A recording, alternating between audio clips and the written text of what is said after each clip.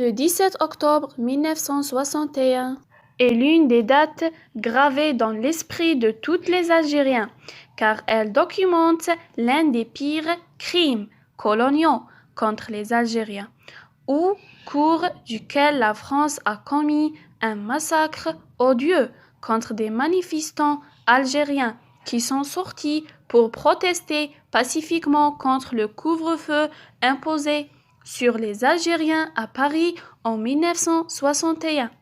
Le 17 octobre 1961, les Algériens ont manifesté pacifiquement dans la capitale française, Paris, en réponse à l'appel du Front de libération nationale à soutenir la lutte de leurs pays pour l'indépendance et à protester contre le couvre-feu qui leur était imposé. Quelques jours plus tôt, le 5 octobre 1961, la France imposait un couvre-feu aux Algériens résidant à Paris et dans les quartiers limitrophes de la capitale française de 30h du matin dans un geste que les Algériens de l'époque considéraient comme raciste et arbitraire. Près de 30 millions d'Algériens ont manifesté pacifiquement le 17 octobre 1961 pour protester contre le couvre-feu à Paris et soutenir la lutte pour l'indépendance. Ils ont brandi des slogans.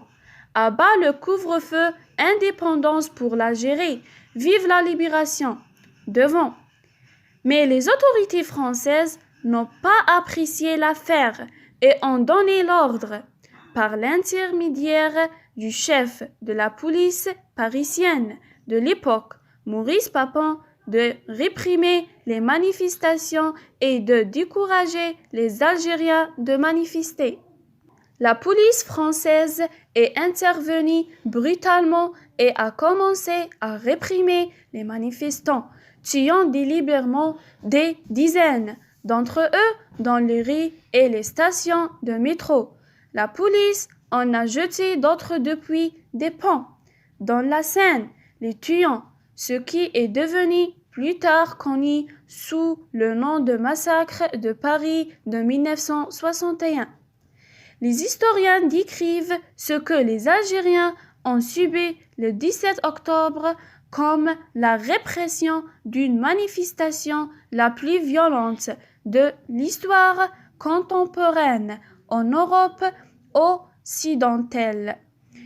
Les experts confirment que cet événement était considéré comme le plus grand massacre survenu à cette époque en Europe après la Seconde Guerre mondiale et qu'il avait été commis pour des raisons politiques et racistes. Le dossier de la mémoire coloniale continue de dominer les relations algéro-françaises, notamment ces dernières années qui ont vu la réouverture de ce dossier après le rapport complété par l'historien Benjamin Stora. L'Algérie s'engage à revendiquer la reconnaissance de ce crime odieux qui constitue un événement charnière dans l'histoire de la révolution algérienne éclatée en novembre 1954.